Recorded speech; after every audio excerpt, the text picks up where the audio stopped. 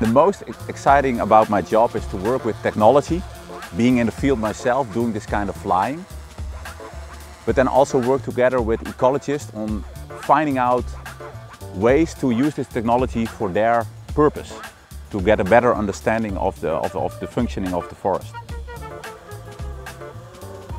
So we're now flying over the forest. And we can observe the trees. So we're now measuring individual images that later on we will stitch together behind the computer. In the next step, we're then able to derive this kind of 3D information from it. So from that we're able to reconstruct the dimensions of the stem, the branches of the trees, and we can calculate the volume of the trees and the carbon content.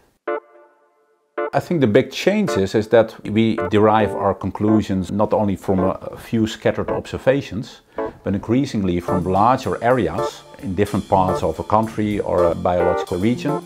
And in that sense, we are able to get a better understanding of how the ecosystems are really functioning there.